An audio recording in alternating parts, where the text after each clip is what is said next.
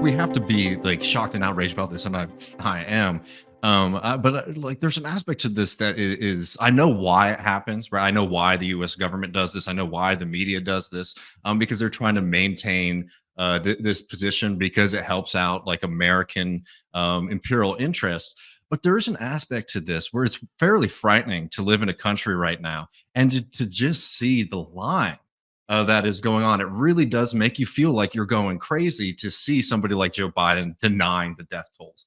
And why is he doing that? He's doing that so that now every newspaper or publication that reports on the death says the Hamas run Gaza Health Ministry, right? To try to undermine the point. When it's absolutely clear, and almost anybody who spends any time looking at this can see very clearly what's going on. That this is an attempt at mass slaughter, at exodus of the Palestinian people. You saw all these weird, give some people a little bit of grace because they're young. But I saw some of these like young, like Youth for Biden accounts and things like that being like, oh, wow, Joe Biden is trying to help evacuate Gazans from Gaza, without recognizing that, first of all, no, because Israel was bombing the southern border, so people can't get out, even if that was their intention. But two, people recognize that if they leave Gaza, they will not get back. And I don't think that some people understand that like if you leave, you do not have the ability to come back into the country, which means the people in Gaza, again, for people who aren't as familiar, like a significant proportion are people who are refugees from other parts of Palestine who have been pushed into Gaza. Right. So already you've been kicked out of your home. Now this is, where you're living. Yeah. And if you get pushed out of Gaza, you're not going to be able to come back. So there's just like this attempt to lie, to sort of lean into some people's ignorance. I have to say that while the U.S. government is very clearly on one side, I have been extremely heartened to see some of the response from the American population, some of these protests that we've been seeing the movement on this question that we've seen over the past couple of weeks has been inspiring. It's incredibly dark because it's not enough, frankly. But there's a worse scenario where like there's just flat out denial from the American public about what's going on, instead of some of the movements that we've been seeing in support of human dignity and support of Palestinian rights. But yeah, I think at the end of the day, like the Democratic Party has truly shown itself to be extremely comfortable with mass slaughter and mass murder, with supporting a rogue state like Israel, which again, has been shown time and time again to not only not care about the Palestinians, but also just to have no care at all for the truth.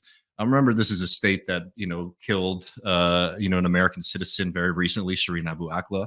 And what did we get from the U.S. government there, right? Like every Palestinian life matters. Don't get me wrong here. But when you have a government, the Israeli government, killing American citizens, and you don't even really get any real serious response from the United States government, I mean, that is contemptible. That is an evacuation of any duty that you have for your citizens. And just one last thing, I will say, we at the beginning of the conflict, we had Maureen Kaki on the program, who's a Palestinian American from here in Texas. And one of the things we were talking about with there's like, with all of the things that are going on in Gaza, I mean, what message is this government giving to you as an American citizen about how they even view you? They view you differently than they view another American citizen, and that's a horrible thing to realize. And not just like Joe Biden and Congress, but your city council officials, not all of them, but a lot of like local officials saying these kind of things. I mean, what does that mean for you and your ability to participate in this society, to participate in democracy? I mean, it's truly horrific. Yeah, well, we're not, if you think about it, we see the same stuff here. We see the same stuff here in different places, and it plays out in different ways.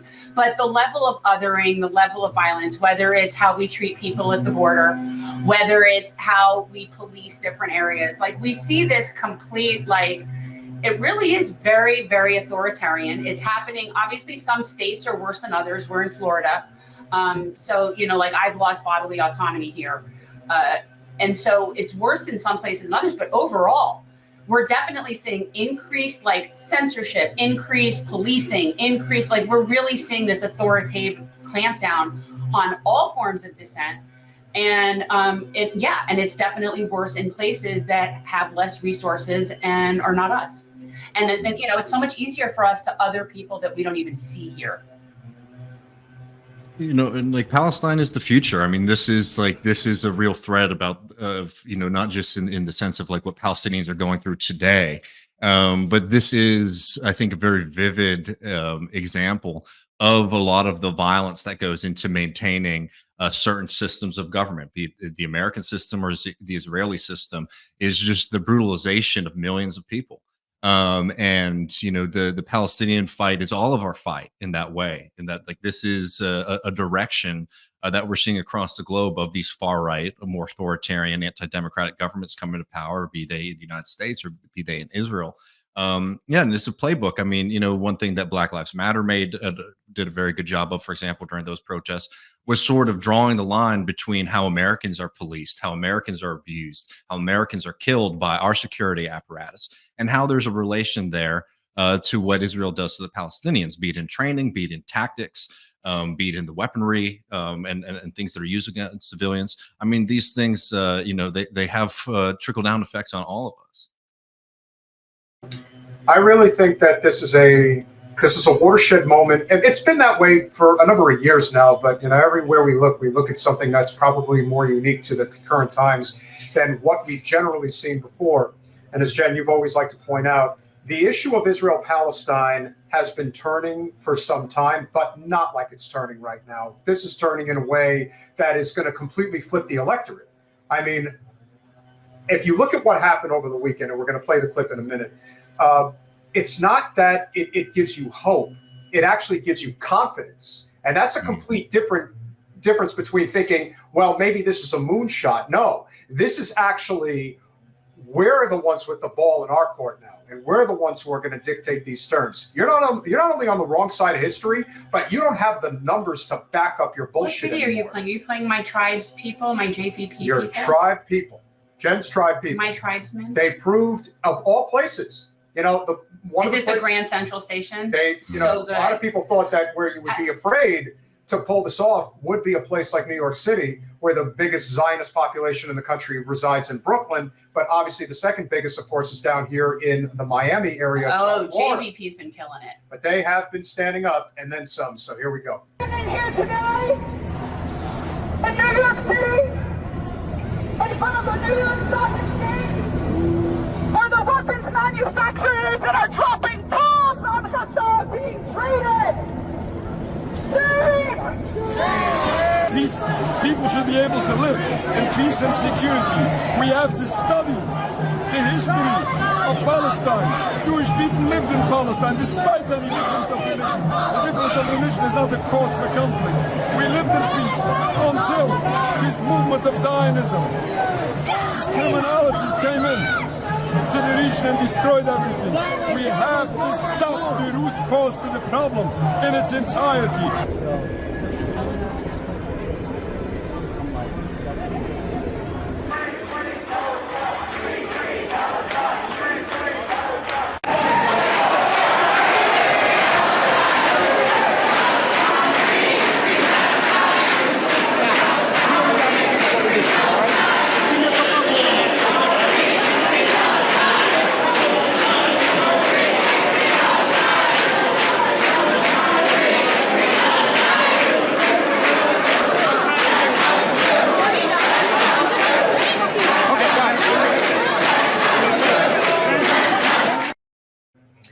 It makes me happy. Credit to JVP, because they had to coordinate this on a very careful level regarding how this word got out to everybody, to thousands of people, and said, look, we're meeting at Grand Central Station at this time.